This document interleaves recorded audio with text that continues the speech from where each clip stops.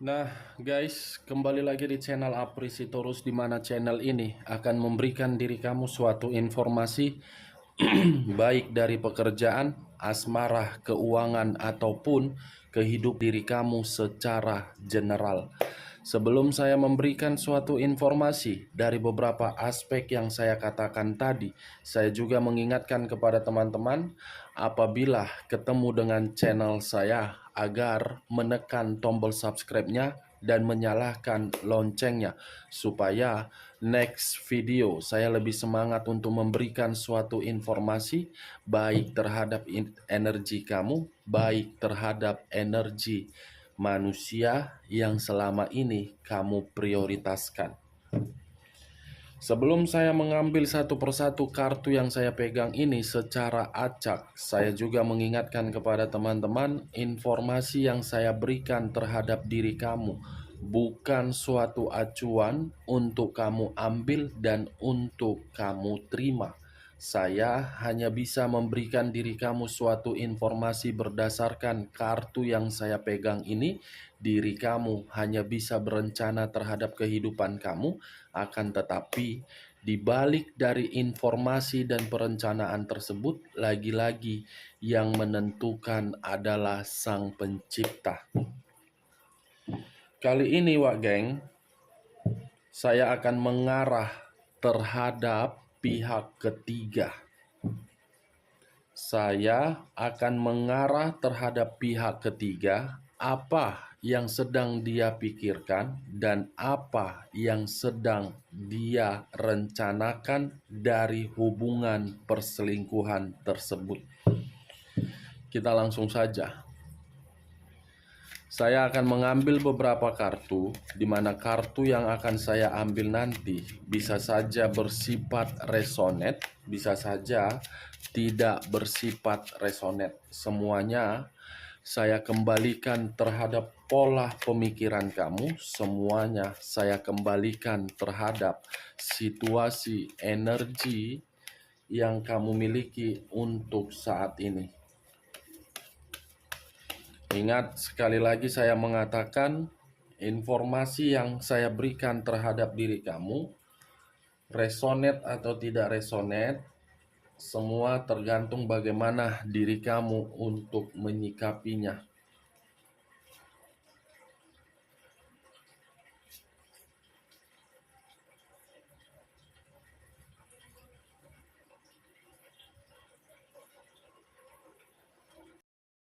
Nah, guys, di depan saya ini sudah ada beberapa kartu yang sudah saya ambil secara acak satu persatu dari tumpukan kartu yang saya pegang tadi. Apakah informasi atau cerita di balik dari kartu yang ada di depan saya ini akan mengarah terhadap topik yang saya katakan tadi, atau memang kebalikannya? Kita langsung terhadap kartu pertama. Muncul kartu ini. Sekali lagi saya mengatakan muncul kartu yang saya pegang ini, di mana kemunculan kartu yang saya pegang ini seakan-akan mengisyaratkan dan berbicara terhadap kondisi satu energi, yang dimana kondisi energi tersebut untuk saat ini saya melihat sedang fokus terhadap perubahan, sedang fokus terhadap keseimbangan, sedang fokus terhadap apa yang sedang direncanakan. Fokus terhadap keseimbangan bukan berbicara terhadap perasaan, tetapi berbicara terhadap materi. Ini yang saya lihat terhadap kondisi satu energi yang saya katakan di awal tadi. Kalau saya mengarah sedikit terhadap pihak lain, serta mengesampingkan satu energi yang saya katakan tadi, sepertinya pihak lain untuk saat ini benar-benar masih memprioritaskan, tetapi memprioritaskan justru mengubah sisi kehidupan. Apa yang barusan saya katakan bisa saja mengarah terhadap energi kamu. Apa yang saya katakan bisa saja mengarah terhadap pihak ketiga. Apa yang barusan saya katakan bisa saja mengarah terhadap manusia tersebut. Akan tetapi, sebelum saya memberikan suatu informasi terhadap kemunculan kartu yang saya pegang ini, terlebih dahulu, saya akan fokus terhadap posisi energi kamu.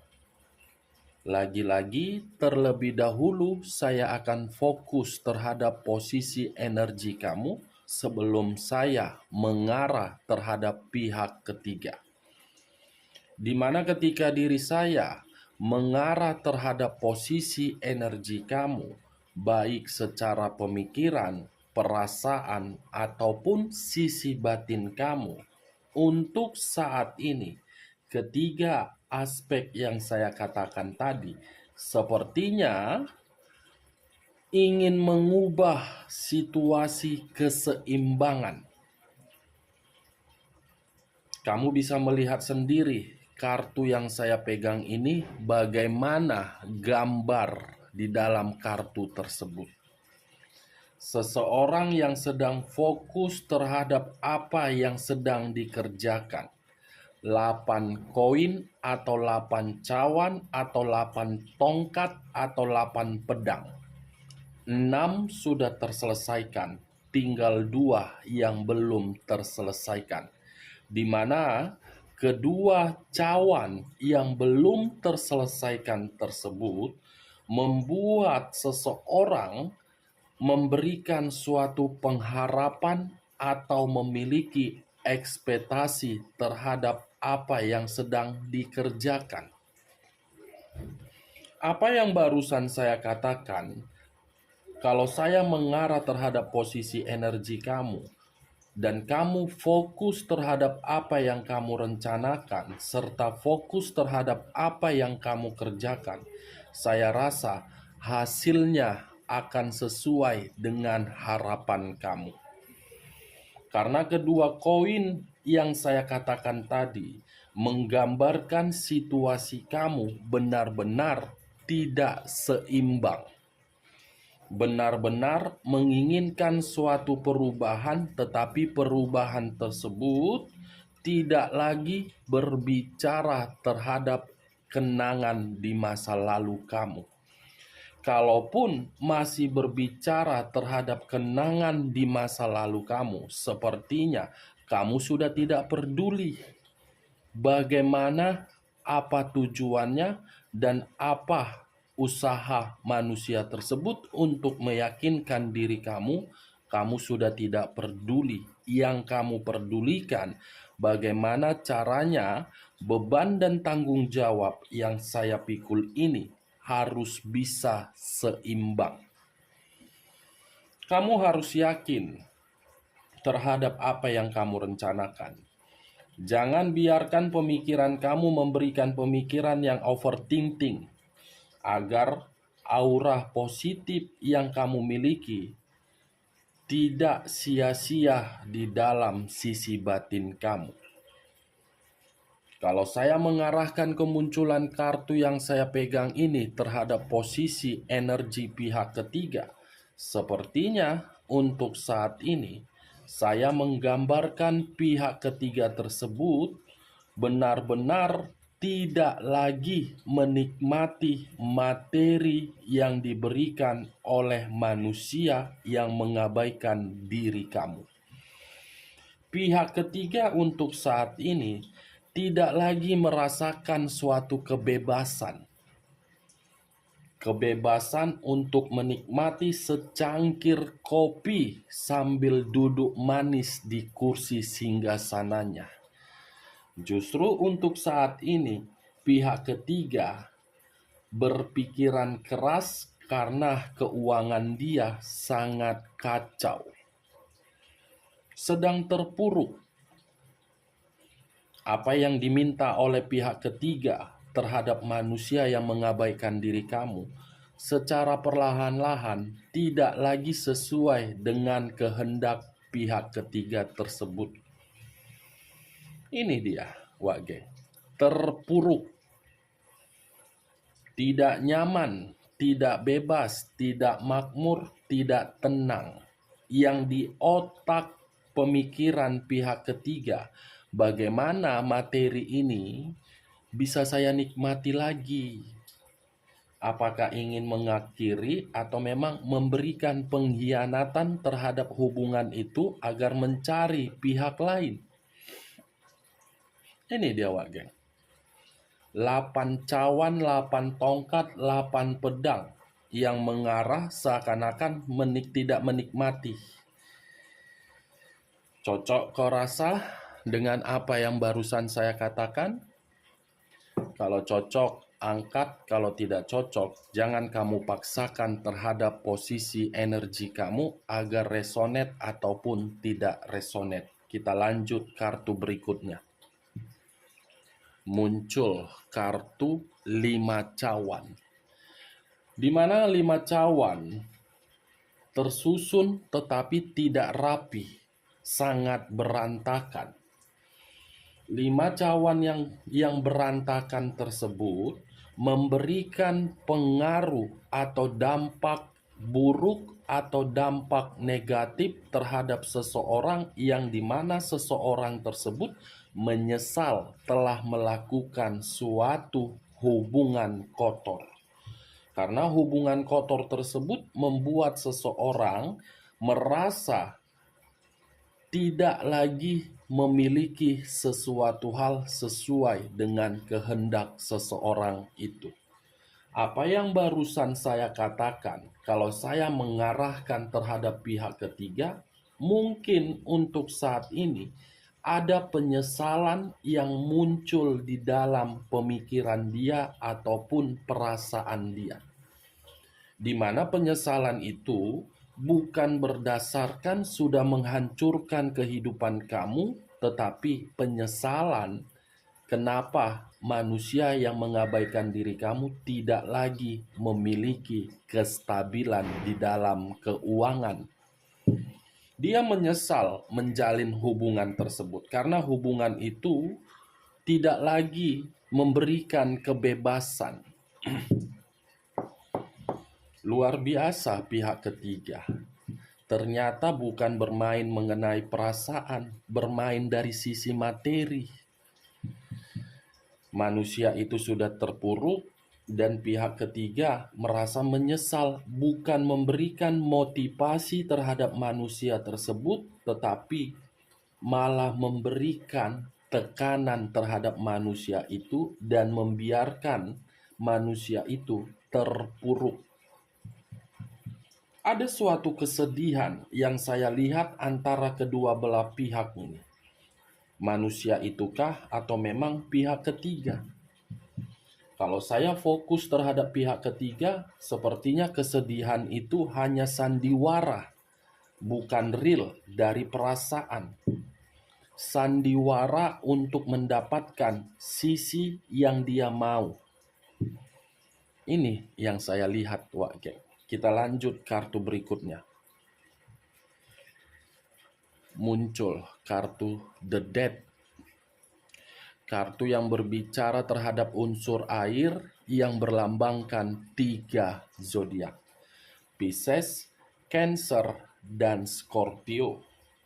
Kalau saya mengesampingkan ketiga zodiak yang saya katakan tadi, fokus dengan kata The Dead, sepertinya The Dead ini sudah memberikan pengaruh negatif terhadap pihak ketiga. Yang seakan-akan munculnya kartu The Dead ini membuat pihak ketiga merasa berada di dalam situasi yang benar-benar kematian. Kematian bukan secara fisik tetapi kematian secara materi. Kenapa saya mengatakan kematian secara materi? Karena kartu pertama berbicara materi.